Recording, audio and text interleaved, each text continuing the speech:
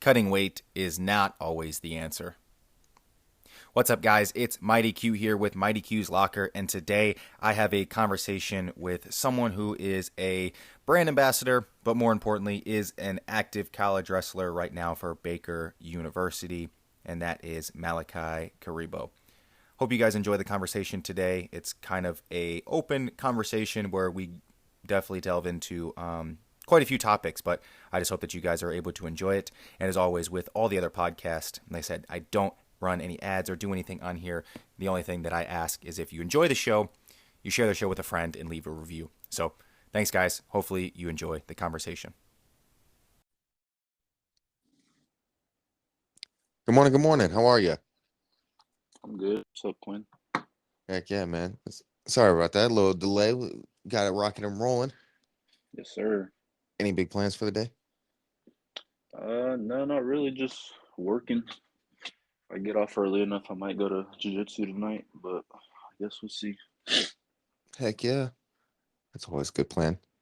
I need to get back into rolling. I haven't done jujitsu in months. Yeah. So you have a little bit of background in jiu-jitsu also then? Yeah, I started back end of November doing Muay Thai and Okay.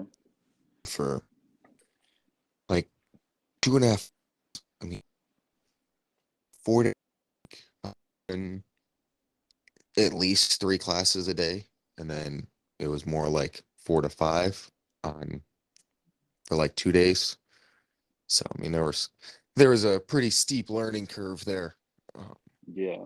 That's nice. That's but nice. I like once jiu-jitsu I a kind of lot. figured out, oh, I can just kind of wrestle when, going in a bunch of live roles because I basically waited like 2 or 3 weeks until I started, actually rolling. And Yeah. it took me probably 2 or 3 weeks until I was kind of like, oh, okay. Now I know how to kind of do some more jujitsu stuff. But that first little while, I was straight wrestling. Yeah. Yeah. So what really got me into it is my coach at Baker. He was like going to this gym and was always trying to get me out there. So like after wrestling practice, he would always roll with me and show me some stuff, and I don't know, choke me out sometimes, but it was good for me. And then one time I decided to go out to the gym that he trains at, and they weren't even showing technique. It was just like an open mat, so I kind of just got thrown to the wolves, and so I kind of just leaned heavy on my wrestling. But yeah, it was fun. No I like it gi a or lot. gi?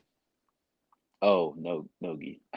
Okay, yeah, I was thinking the same because I ended up getting a gi and I still haven't even worn it. Yeah, I've never done the gi. I want to get into it though. Everyone says it's fun. That's just I heard it's really hard.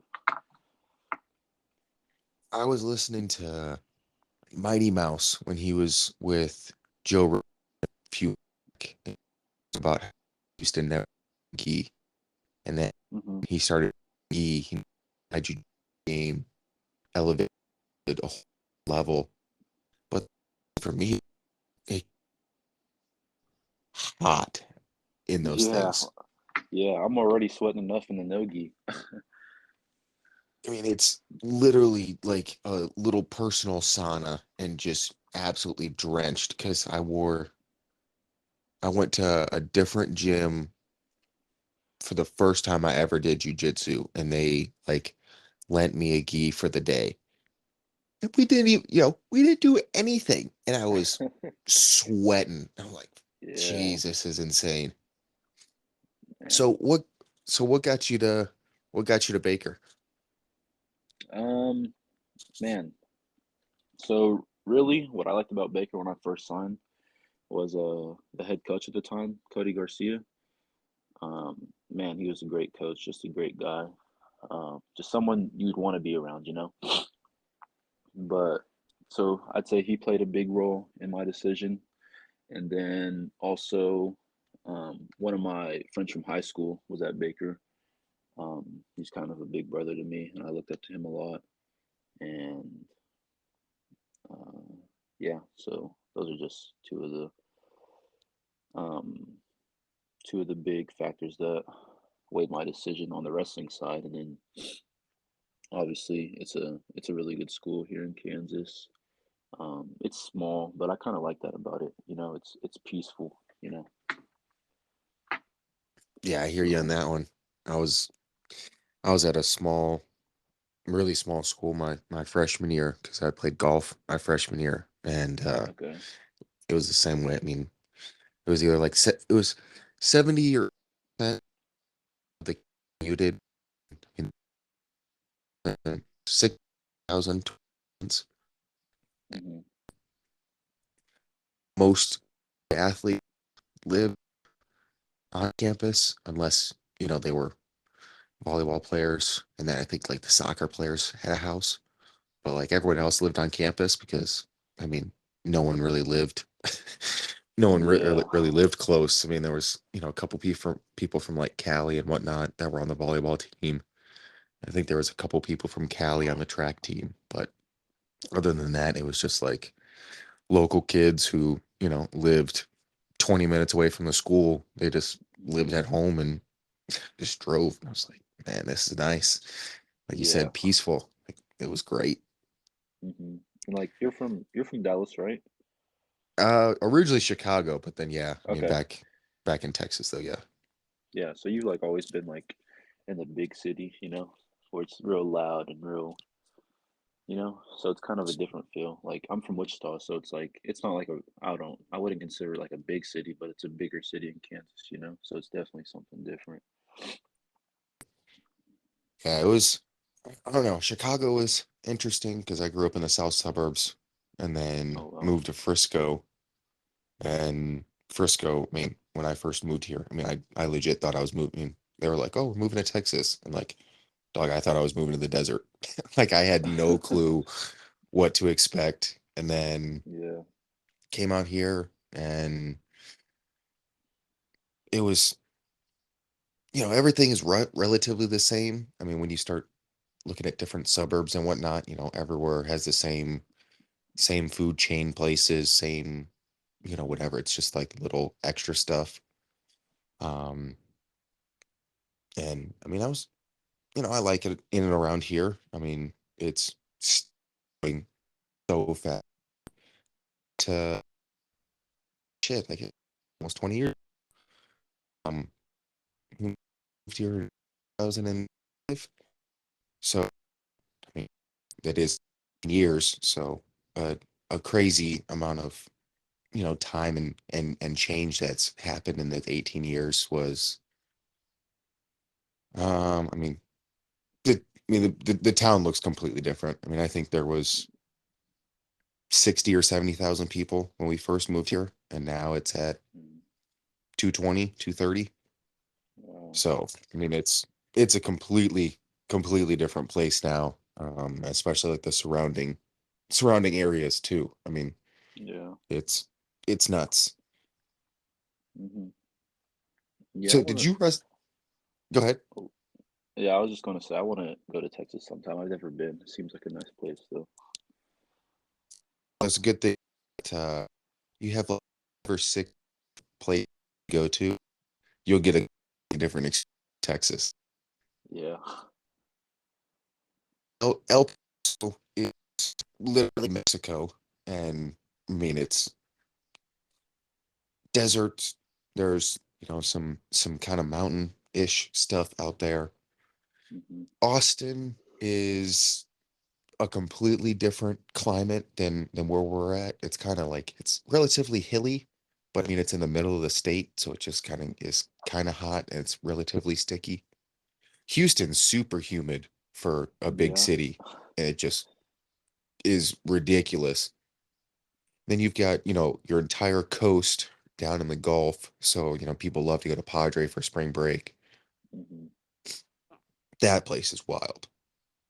Then you've got I bet. East Texas, where it's just these giant pine trees and, you know, treeiest forest. And then you like in like North and whatnot, like flat, nothing here. people still have land, it's just kind of, normal, regular place. But Hmm. the rest of the state has all types of stuff. I mean, then even like Lubbock is just open farmland, like nothing out there, just straight prairie, middle of nowhere.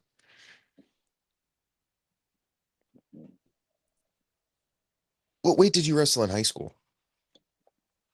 Ooh, in high school, um, so I kind of made some big jumps in high school. So my freshman year, I started at 132.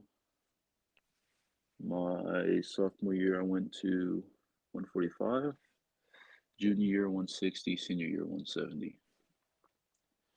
So I was kind of all over the place a little bit. The way I done it, Yeah. I wrestled in my freshman uh, 38 my year, but I had started, I finally started to grow in my sophomore year. Hmm. And I mean, I was walking around at like 152 my sophomore year and was still growing and like constantly hungry, body hurt from growing. And man, Yeah. that cutting weight was not happening. Yeah. And I think I did ended up because I wrestled two freestyle. I wrestled the same freestyle and Greco tournament my junior and senior year, and wrestled. Yeah, I wrestled 160 the one year, and I wrestled 170 that following. But by the time I graduated as a senior, I mean I was just under 6'1", and I was like 5'8" and some my Wow. so I found some actual height if I think that probably happened. Yeah, for sure. It's bad for you. My freshman year, I was cutting quite a bit of weight. I was like in the high 40s, like 47, 45 up there. Like I would come in on Monday at like 145 and then have to cut to 132. It was pretty crazy. But now I don't cut any weight at all, really. And dude, I love it so much. The sport's just so much more enjoyable when you're not cutting crazy weight like that. I think that's the one thing because I remember I had a different video I was talking about months ago back in November, and I remember I was talking about weight cutting, and I was like, man, thinking about it now, I don't know whenever like don't cut. I Yeah. would have. It's so much enjoyable because I love freestyle and Greco. Like for Hmm. Greco, that season round, I didn't. If I weighed 130, I wrestled 130. I didn't cut to Yeah. 120. Like, you show up to weigh-ins, you had a nice big dinner the night before, you're good to go. Like, you don't worry about anything. You just go out there, no care. And then, you wrestle fantastic versus Yep.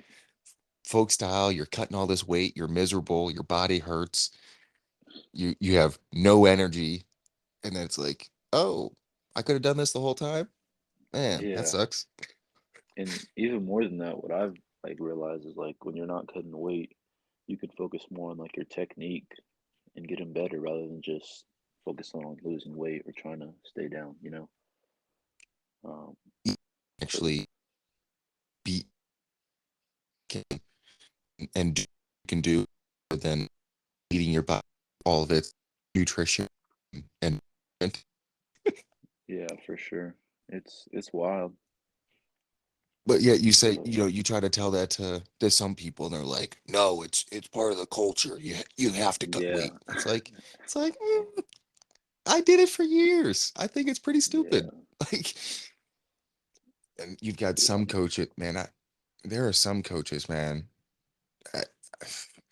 I, I think they need to stop coaching because they're like forcing kids to cut weight, and that I think that ends up being the worst. Like at least I was stupid and I made the decision to cut weight. Like my coach was hmm, always like, "Hey, if you want to cut weight, you can cut weight." But he's like, "Whatever you decide to wrestle," he's like, "You're making that decision. You're be cutting the, be doing whatever. Yeah. Yeah. Just wrestled what I in normal. My big thing is like I don't want to take a spot from one on the team because I was cutting to basically an open position, and Mm, everyone on my team was. I mean, our two was good. He was a senior freshman, like he made a mistake with me. Everyone else, first year, second year, just brutal. So we got beat in a lot of duels, and I was like, hey, if yeah. you're wrestling 45, like I'll keep you at 45 just because like you have a spot to wrestle. Like I don't want to take that from you. Hmm. But yeah, man, these coaches, like I knew there was one kid who kind of like my same position. He was, walking around really heavy because, I just kind of knew he was growing based off of what he used to be as a coach, having him constantly cut. And this dude was miserable. I'm like, man, people hate this. Yeah. Yeah. It's not fun. It's not fun at all, for sure. Any big goals you're chasing for this year? So is this year 4 or year 5? This is my fourth year, Did but you red shirt at all? no, but my freshman year was COVID year, so I mean, technically, I still have another year if I decide to use it or not. What are your So, thoughts on that? You thinking about, hey, maybe um, maybe another one, or just kind of see how this year goes? yeah, uh, I don't know yet. I think I'm just kind of keeping my options open still. You never know a lot can happen in the year. So I don't really want to just be set on one decision yet right now. I think it's just good to know that I do have that option if I am willing to still use that year or not. That's awesome. And wrestle night freshman year, or were you at like 82 and then bumped up? Oh, I guess it's 84 Yes, and then yeah, yeah. So my freshman year, I wrestled 184. Um, and then my sophomore year, I wrestled 197. It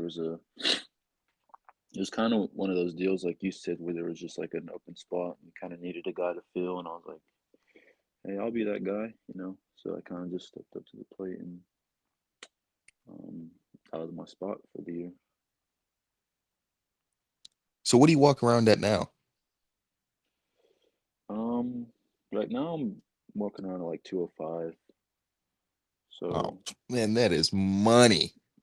yeah, but like even when like once wrestling season starts and I start getting wrestling shape, that weight kind of just comes Oh, off it naturally. falls off. Yeah, so I'm basically down to weight. I might have to cut like a pound or two the night before, but like that's me being fully hydrated and full belly and all that. So feeling Man, good with that weight. that's such a, and people really don't understand how much of an advantage that is. Yeah, for Like sure. I get showed in the, I don't know if you watch UFC or not, but Alex Pereira like moved up Oh yeah. from 185 to 205, and man, did he like, it's not that he didn't look like he got gassed at all. Like those 3 rounds like went by kind of no problem, and it was just like he just kind of kept moving forward, kind of kept up the same pace, like never really broke stride, like never Hmm. really looked like he was taking deep breaths. And it's, yeah, already pound Yeah. cut fit, but like Hmm. Yeah, he was looking so good many, that night. I watched it. It was a good fight. oh man, I'll be so much better once I cut down to this weight, or I'm gonna do this once I cut down to here. I'm like, just wrestle your natural weight. I promise Yeah. you will feel better. Please. Yeah, I wish everybody did it, but it's just I don't know, like you said, a lot of people just think it's a part of the game.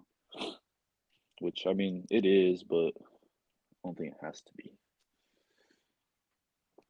I guess that's now my big thing is it's like I understand it's been a part of wrestling for a long time, but as we continue to advance, we continue to know more, and we look at science-based workouts and how those have changed people train and are able to to see these gains in performance, and it's like we see hey, your your are better than they are at this weight, and I'm glad that in Texas, I don't know if they had this for you guys in high school, but for us, one of the things that they implemented, and I think they're starting to get a lot more aggressive on, is we had weight certifications. So it was like September, October, I think it was October, that we had to go, and they do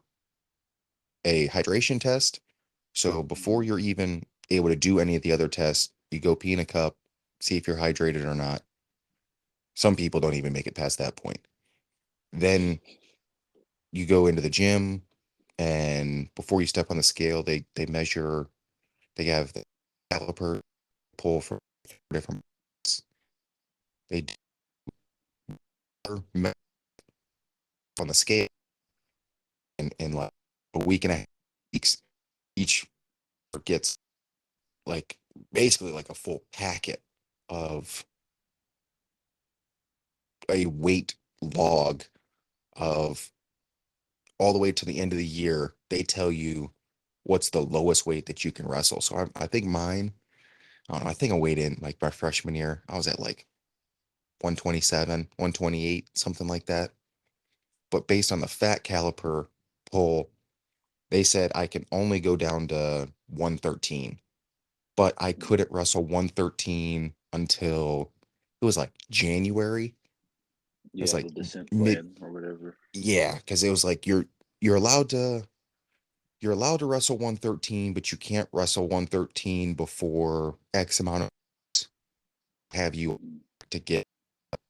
And I'm like 120. Yeah, for sure. That pound to pound every week, and that was enough. That was enough for me. Yeah. But I knew people that if their coach, whatever that number said at the top, that's that's what number they had to track down to by the end of the year. It's Hmm. like, man, I literally saw kids who didn't even make it the entire season because they were just miserable. And I mean, I guess that was kind of me my sophomore year. Like that was definitely what played a big role. But I really think every single state needs to implement that in some regard. Like it would help so much. Hmm. Yeah, so in Kansas, in high school, we also had like the hydration test. You pee in a cup, make sure you're hydrated, and then step on the scale, whatever. But like the pinch test, we didn't have, or I didn't see that until college. And um, yeah, so it basically just measures your body fat and tells you how much you're allowed to drop. But the crazy thing about that is like a lot of people, if they don't get it the first time, what they'll do is they'll cut weight to get to the right weight, if that makes sense. So Yeah, they and won't go cut to their scratch recertify. weight. Yeah, so they'll cut weight to certify, just to certify. And We had uh that's brutal. yeah. Like I just I knew the same type of and guys were like cheating on the hydration test and whatnot. Like Hmm. they didn't, saran wrap off the toilets and whatnot. So guys were basically, peeing in the toilet to then scoop up mostly toilet water. So it was super clear. And Hmm. hey, best is any best. And I'm like, what you rated? Like Yeah, it's hard. yeah. But if you're hydrated, you're not going to be able to cut that weight, you know? They're not going to let you. So, Exactly. And it's man, it is an interesting sport, but hey, that's why we love it, right? yeah. So I meant to ask, what's your major? I'm a business major in management and finance. Oh, heck yeah, man. That is that is the best one to be in. Yeah. Those two I feel lead and transition to everything so well. I mean, knowing and understanding the finance side, you can basically do everything else. So that's awesome. hmm Yeah, Is I there enjoyed a any lot. particular set that you enjoy? What do you mean? Like, If uh, they're in either side or the most. um, I think I like the finance side a little bit more, just because, um, I don't know. I like looking at the analytics and big Excel sheets and all that crazy stuff. It's interesting to me. I love playing around in Excel. I just think it's fun, which might sound crazy to you, but I don't know. I just find it interesting. Big math guy. Oh, I remember I used to be so good at math, like to the point where I didn't even take one my senior year because I was a full year ahead. And I got to the point where I was like, oh, that same way, like, you really figure out how to use Excel and you're like, man, this is awesome. And then I hmm kind of just stopped needing it and stopped using it. I'm like, where this Yeah, yeah, for sure. thing, no, where are all Asians at? No clue. Yeah, Could like, if I certain function or certain code or whatever, man, I am Googling it. I don't remember yep. any of that stuff.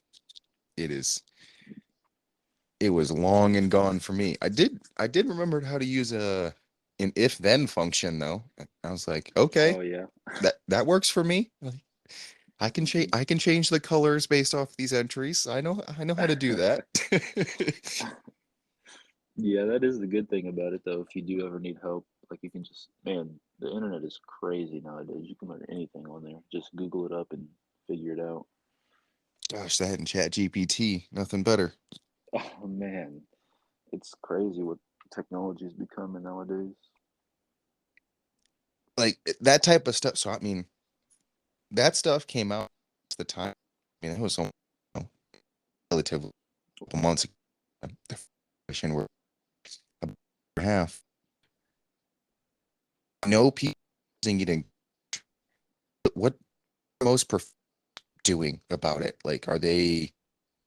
I mean, I know how they get about like just Googling stuff. So, hmm basically having the ability to have it done for you already. Like, are they taking those precautions? Like, are there extra steps that you guys have to do now for classes and whatnot? Yeah, so you mean like the Chat GPT, like all the AI stuff, Yeah, like I know a or bunch of people are using it to write their papers and get their answers and do all types of stuff. So I was just wondering if they're trying to find a way to counteract that. yeah. So my school, we have this thing on our database called Turn It In, where the the software basically like looks at your paper and just makes sure that you didn't plagiarize. It like scans every like article that has to do with your topic and every essay that's ever been written on your topic, and just sees how similar it is to all that stuff. So that's like, it's one thing to like just copy and paste uh somebody else's work. So that's pretty easy for them to detect. But like the whole AI stuff is like like you said, it's really new and probably really hard um to crack down on. Um I haven't heard too much about it at my school, like if a lot of people are using it or not. They're probably scared too, I would say, like just because, if you do get caught doing that stuff, you're getting kicked out. But I have heard about this. I don't know if my school does it or not, but I heard about this software where it's like it's also an AI, but what it does is it can it can recognize if your paper was written by an AI, which is which is kind of even more insane, to me. Huh. That like a that like a software can recognize whether it was a human that wrote it or not. which I don't know how, but yeah, that's the only thing that I've heard about it. Other than that, I don't understand how you can um, tell if it was written by, if it was actually written by somebody, or if they just threw it into an AI, you know? And that is now the ultimate. We're about to be in the world of super deep fakes and fake papers and fake a lot of everything else. And it's crazy because like you said, I mean, someone can type something in and we have no clue if they wrote it or an AI, and that can be this is person, but they just made write it and shit and change to these words. It's like even up, you know, you tell really AI or its technology has gotten absolutely insane, and Hmm. I'm just trying to hold on to the coattails and stay semi-relevant. For Like sure. I just need to be somewhat in the normalcy of what's going on. But Yeah. I know we got started off a little late here, and I know you got work and whatnot. So um I appreciate you hopping on, having a little conversation, and we'll definitely do more of these as well as time kind of keeps going and progressing. But I always appreciate talking to you. Glad, we had about 30 minutes there to really just kind of talk about whatever. That's the beauty of a podcast. And I said Yeah, for I have you sure. back Yeah, thanks for having me, Quinn. And I'd love to be back on. Just let me know whenever. then. Any, uh, uh, that people are find you. To find me? Yeah, whether Um, it's social media or I guess just Google search or anything else. yeah, obviously you can just search my name on Google. There'll probably be a lot of wrestling videos or whatnot. But there's also my Instagram, which is Mal_Karibo. That's probably the best way. And I got a YouTube channel also, which is just my name. I haven't really been posting on it a whole lot, but I'm trying to get back into that. So I'll be recording on that here pretty soon. And yeah, just be on the lookout for me. Hey, heck yeah, love that.